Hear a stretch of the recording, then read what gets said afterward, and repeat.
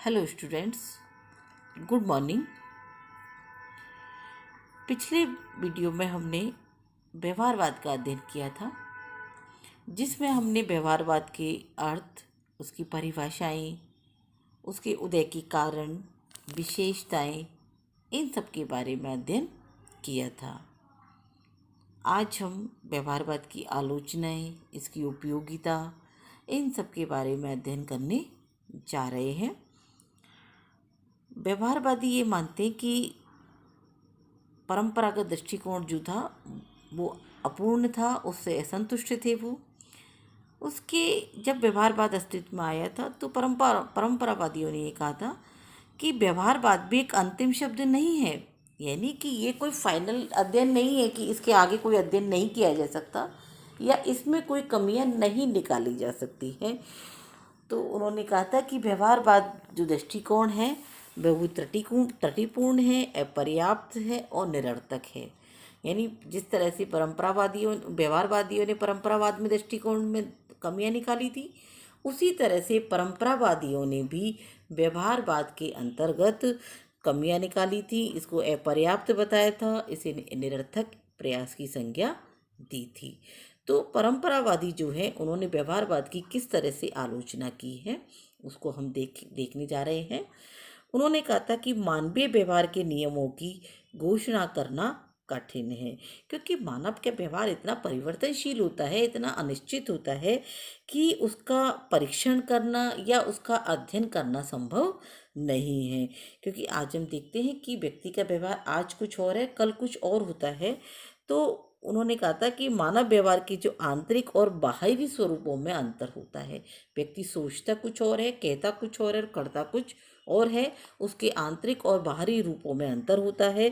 अतः जो भी राजनीतिक क्रिया की जाती हैं उनका मानव के द्वारा या मनोवैज्ञानिक अध्ययन करना बहुत ज़्यादा मुश्किल है। अगली जो आलोचना है, उन्होंने कहा था कि अत्यधिक शब्द आडंबर, यानी बहुत ज़्यादा भारी भरकम शब्दावली का प्रयोग किया गया है व्यवहारवादियों के द्वारा। उन्होंने कहा था कि परंपरावादियों ने कहा था कि जिस तरह की भारी भरकम शब्दावली, शुष्क वाक्य यानी रूखे वाक्य रचना का जिस तरह से व्यवहारवादियों ने प्रयोग किया है, उसके कारण ऐसा लगता है कि ये केवल एक शब्द आडंबर है और कुछ भी नहीं है। नेक्स्ट है, राजनीति विज्ञान विशुद्ध विज्ञान नहीं है। जैसा हम सभी जानते हैं कि राजनीति विज्ञान एक भौतिक विज्ञान की तरह से विशुद्ध विज्ञान नहीं है, बल्कि ये एक सामाजिक विज्ञान है। तो परंपरावादियों ने कहा है कि राजनीति विज्ञान के तथ्य इतने परिवर्तनशील और जटिल होते हैं कि ना तो उसमें कोई मापना संभव है और ना ही सत्यापन। यानी राजनीतिक व्यवहार को आप नाप नहीं सकते, क्योंकि वो क्षण क्षण परिवर्तनशील होता है। और राजनीति शास्त्र में भविष्यवाणी की भी निश्चित रूप से नहीं की जा सकती। जैसे कि भौतिक विज्ञान के अंतर्गत आपको पता है कि दूध में अगर यदि आप एक निश्चित तापमान के ऊपर निश्चित मात्रा में यदि दही डाला जाएगा या जावन डाला जाएगा तो वो दही जम जाएगा। ठीक है, ये एक भौतिक विज्ञान है। तो राजनीति विज्ञान के बारे में या राजनीति शास्त्र की जो घटनाएं हैं जिनके बारे में अध्ययन किया जाता है, उनके बारे में इस तरह से पहले से कोई भविष्यवाणी नहीं की जाती है, क्योंकि उधर राजनीतिक व्यवहार और दूसरे व्यक्ति का व्यवहार हर क्षण परिवर्तन होता है, इसलिए उसमें पहले से एक निश्चित भविष्यवाणी करना असंभव है। नेक्स्ट है, पद्धतियों पर अधिक बल। यानी व्यवहारवादी तथ्यों और आंकड़ों को एकत्रित करने में इतने उलझ जाती हैं कि वे व्यवहारिक और जो महत्वपूर्ण तथ्य हैं उनको ही भुला देते हैं।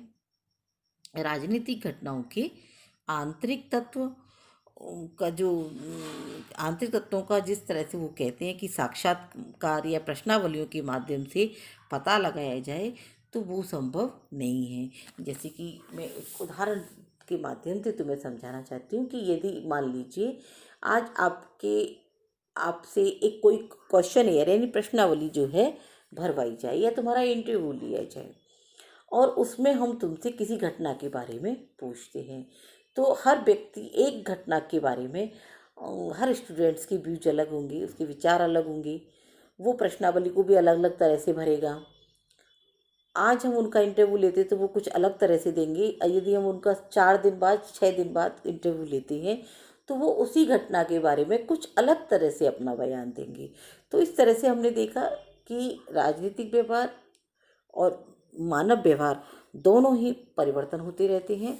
इसलिए उसमें हम साक्षात्कार या प्रश्नावलियों के माध्यम से एक निश्चित तरीके से जो तथ्य हैं उनको नहीं एकत्रित कर सकते हैं। नेक्स्ट है, मूल्य निरपेक्षता संभव नहीं है, क्योंकि हमने बताया कि जब हम कोई भी व्यक्ति जो है, मानव जो है, यदि किसी राजनीतिक घटना का अध्ययन करेगा, राजनीतिक व्यवहार का अध्ययन उसके माध्यम से किया जाता है, तो उसके व्यक्ति के खुद के जो मूल्य हैं वो उसमें अवश्य समावेश होगा उसका। वहाँ पर मूल्य निरपेक्षता संभव नहीं है कि खुद की व्यक्ति के खुद के मूल्य उसमें समावेश ना हो। यानी कहीं ना कहीं जो जो अनुसंधान करता है या खोज करता है, उसके जो व्यक्तिगत मूल्य हैं कहीं ना कहीं उस निष्कर्ष को प्रभावित करेंगे। नेक्स्ट है, अत्यधिक खर्चीली पद्धति, यानी व्यवहारवादी जो भी शोध पद्धति है वो बहुत ज़्यादा खर्चीली है। इसमें बार बार जब भी सर्वेक्षण किए जाते हैं, खोज की जाती है, आंकड़े एकत्रित किए जाते हैं, तो यहाँ पर क्या होता है कि बहुत ज़्यादा पैसा खर्च होता है और समय भी बहुत ज़्यादा खर्च होता है। नेक्स्ट है काल्पनिक, यानी राजनीतिक शास्त्र में सिद्धांत निर्माण की जो अवधारणा है वो कोरी कल्पना है। हम इस सामाजिक विज्ञान के अंतर्गत एक भौतिक विज्ञान की तरह अध्ययन नहीं कर सकते हैं।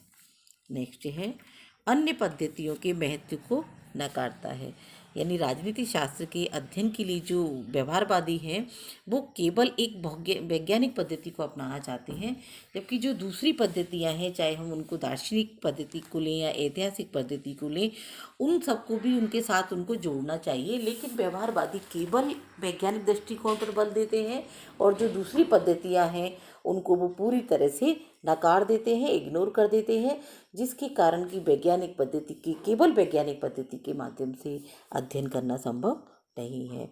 नेक्स्ट है विषय को हानि, यानी जब हम राजनीति शास्त्र की अध्ययन की बात करते हैं और वो भी व्यवहारवादी पद्धति से, तो हमको ऐसा लगने लगता है कि हमारे सब्जेक्ट को, विषय को ही हानि हो रही है, क्योंकि व्यवहारवादियों ने केवल पद्धति पर बल दिया है और जबकि राजनीतिक विज्ञान जो है एक सामाजिक विज्ञान है, इसमें पद्धतियों की बजाय मानव व्यवहार पर अधिक बल देना चाहिए। तभी जो राजनीति विज्ञान का जो विषय है वो बहुत ज़्यादा विकास की ओर अग्रसर होगा। जबकि हमें व्यवहारवाद के माध्यम से, परंपरावादियों ने ये माना है कि व्यवहारवाद के माध्यम से इस विषय, ये जो राजनीति विज्ञान विषय है वो पीछे पिछड़ गया है। तो हमने देखा कि किस तरह से जो परंपरावादी थे उन्होंने व्यवहारवादी जो दृष्टिकोण है या जो व्यवहारवादी अध्ययन पद्धति है उसकी आलोचना की है। लेकिन हम ये सभी जानते हैं कि किसी भी विषय के पक्ष और विपक्ष दोनों होते हैं। ऐसा नहीं है कि यदि व्यवहारवादी पद्धति की आलोचना की गई है तो व्यवहारवादी पद्धति सही नहीं है या उसका कोई उपयोग नहीं है, उसका कोई अस्तित्व नहीं है। व्यवहारवादी पद्धति जो है वो भी बहुत उपयोगी सिद्ध हुई है और उसकी कुछ अच्छाइयाँ भी हैं, महत्व भी है, जिसका हम अध्ययन करेंगे। व्यवहारवाद की उपयोगिता के बारे में बता रहे हैं हम लोग कि व्यवहारवाद के फलस्वरूप आज राजनीति विज्ञान को एक नवीन राजनीति विज्ञान के नाम से पुकारा जाने लगा है। व्यवहारवाद के प्रयासों से ही संस्थाओं के औपचारिक अध्ययन को चुनौती दी गई है। हमने पहले बताया था कि जो भी परंपरावादी अध्ययन पद्धतियाँ थी उसमें केवल कोई भी राजनीतिक संस्था उठा करके उनका एक औपचारिक रूप से वर्णन किया जाता था, संस्थाओं का अध्ययन किया जाता था, जबकि व्यवहारवादी अध्ययनों ने उसमें उसको चुनौती दी है और अब व्यक्ति, प्रक्रिया तथा तथ्य राजनीति विज्ञान के अध्ययन के केंद्र बन गए हैं। जहाँ पहले केवल राजनीतिक संस्थाएं होती थी, मानव वो राज्य और सरकार व्यक्ति के अध्ययन का विषय होते थे, वहीं अब व्यक्ति हुआ है, मानव हुआ है, मानव व्यवहार हुआ है, प्रक्रिया हुई है और तथ्य हुए हैं। ये सब राजनीति विज्ञान के अध्ययन के विषय हो गए हैं। तो इसकी जो उपयोगिता हैं उनके बारे में कहा गया है कि व्यवहारवाद केवल एक सुधार ही नहीं है, यानी केवल एक परंपरावादी दृष्टिकोण में सुधार ही नहीं करता है ये, बल्कि एक पुनर्निर्माण क्रिया है। इसने राजनीति विज्ञान को नए मूल्य, नई भाषाएं, नई पद्धतियाँ, दिशाएं और अनुभव के आधार पर वैज्ञानिकता प्रदान की है। यानी एक वैज्ञानिक दृष्टिकोण के माध्यम से राजनीति विज्ञान का अध्ययन किया है। नेक्स्ट है, व्यवहारवाद ने अपने वैज्ञानिक अनुभववाद के माध्यम से नवीन दृष्टि, नवीन पद्धतियाँ, नए मापन और नए नए क्षेत्र प्रदान किए हैं। यानी कि जो भी व्यवहारवादी दृष्टिकोण थे, उन्होंने पहले जो भी भौतिक विज्ञान के माध्यम से अध्ययन किए जाते थे, उनके माध्यम से पहले उन्होंने सामाजिक विज्ञान में अध्ययन किए, तभी उन्होंने राजनीति विज्ञान को नई नई दृष्टिकोण, नई पद्धतियाँ और नए नए क्षेत्र यानी नए नए सब्जेक्ट जो है अध्ययन के लिए प्रदान किए हैं। तो नेक्स्ट है, व्यवहारवाद ने राजनीति वैज्ञानिकों के दृष्टिकोण को व्यापक बनाया है। यानी जो पहले केवल एक सीमित रूप क्षेत्र में, सीमित रूप से, संकुचित रूप में, छोटे रूप में, संकीर्ण रूप में जो केवल संस्थाओं का वर्णन करते थे या केवल सरकार और राज्य तक ही अध्ययन को सीमित रखते थे, उसको एक वैज्ञानिक दृष्टिकोण प्रदान किया है और उसको व्यापक स्वरूप प्रदान कर दिया है। एक समाज विज्ञान का अध्ययन दूसरे समाज विज्ञान के संदर्भ में ही किया जाना चाहिए। यानी जैसा कि हम सभी जानते हैं कि समाज विज्ञान के अंतर्गत बहुत सारे विषय आते हैं, जैसे कि राजनीति विज्ञान है, वैसे ही अर्थशास्त्र है, इतिहास है, समाज विज्ञान है, समाजशास्त्र है, साइकोलॉजी है, दर्शन शास्त्र है, तो हम मनोविज्ञान है। तो हम ये मानते कि जब हम राजनीति विज्ञान का अध्ययन करते हैं तो हमें दूसरे जो समाज विज्ञान है उन सबको भी साथ में लेकर के चलना चाहिए, तभी हम राजनीति विज्ञान का व्यापक रूप से या परिपूर्ण रूप से समग्रता के साथ अध्ययन कर सकेंगे। नेक्स्ट इसकी जो उपयोगिता है कि व्यवहारवाद ने राजनीति विज्ञान को यथार्थ के धरातल पर खड़ा करने का कार्य किया है, क्योंकि जो परंपरावादी दृष्टिकोण थे वो केवल कल्पनाओं के आधार पर किए जाते थे, वहीं जो व्यवहारवादी हैं उन्होंने हकीकत का जामा इसको पहनाने का कोशिश की है। यानी कि यथार्थ, वास्तविकता और वास्तविक रूप राजनीति विज्ञान के अध्ययन को प्रदान करने की कोशिश की है और राजनीति विज्ञान को एकता व आधुनिकता प्रदान की है। तो ये सब जो उपयोगिताएं हैं उनके माध्यम से हम ये देखते हैं कि राजनीति विज्ञान का जो व्यवहारवादी दृष्टिकोण है या व्यवहारवादी जो अध्ययन पद्धति है वो व्यर्थ नहीं है, बेकार नहीं है। ऐसा नहीं है कि जो भी परंपरागत दृष्टिकोण के बाद आधुनिक दृष्टिकोणवादी जो व्यवहारवादी लेकर आए थे वो दृष्टिकोण गलत है या खराब है। इसकी भी अपनी उपयोगिताएं हैं। जहाँ इसकी एक तरफ आलोचना ही की गई है, वहीं इसकी उपयोगिता भी है।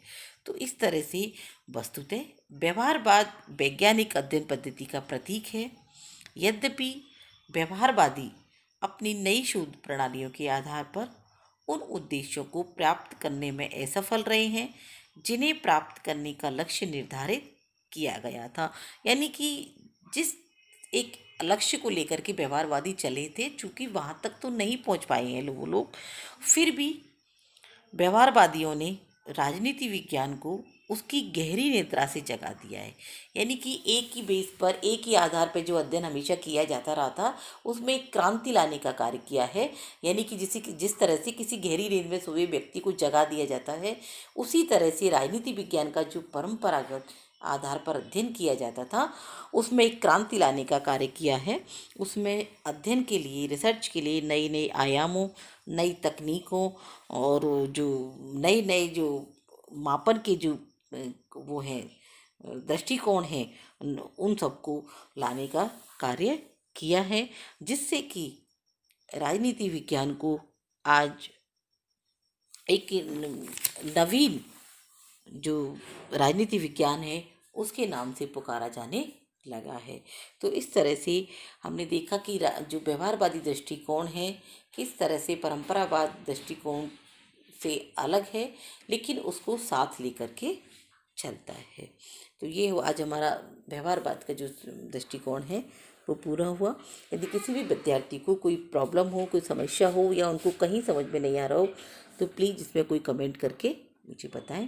धन्यवाद।